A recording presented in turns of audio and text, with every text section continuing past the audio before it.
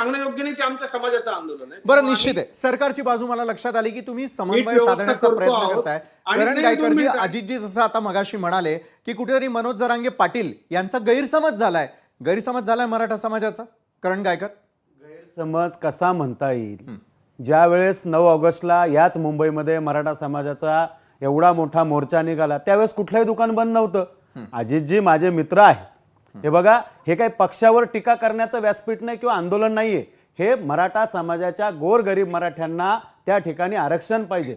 अजित चव्हाणांना ते श्रीमंत आहेत, त्यांना काही आरक्षणाची गरज नाही, पण आमच्या गोरगरीब मराठा समाजाच्या लेकरांना त्या ठिकाणी आरक्षणाची गरज आहे. आताही तुम्ही त्या ठिकाणी गेले, अहो मुंबईच्या कुठलेही दुकान कधीही बंद राहत नाही. मग आताच का बंद आहे? एकीकडे पाणी पाजून असं दाखवायचं की आम्ही खूप काही करतोय. अरे ते करण्यापेक्षा आम्ही काय मागतोय हे तर समजून घ्या.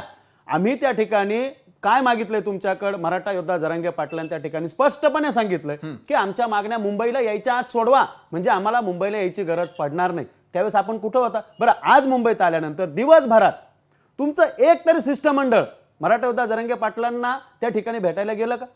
त्या ठिकाणी तुम्ही चर्चा करण्याचा प्रयत्न केला का? काल मराठा आरक्षण उपसमितीचे अध्यक्ष राधाकृष्ण विखे पाटील, अहो ज्यांचा पहिल्यापासून मराठा समाजाला विरोध आहे, ज्यांनी स्वतः ओबीसीचं सर्टिफिकेट घेतलंय, त्याचे फायदे घेतलेत, म्हणजे गडगंज जो मराठा व्यक्ती आहे त्यांनी सगळे फायदे घ्यायचे, पण आमच्या मराठ्यांच्या पोरांनी त्या ओबीसीची मागणी सुद्धा करायची नाही, सर्टिफिकेट सुद्धा मागायचं. अरे आमच्या हक्काचं मागतोय, काय कोणाकडे भीक मागत नाही, जे हक्काचं आहे ते द्या ना.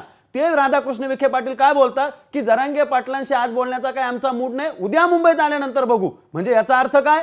सरकार कुठंतरी चुकीच्या पद्धतीने हे आंदोलन ढकलण्याचा प्रयत्न करतंय.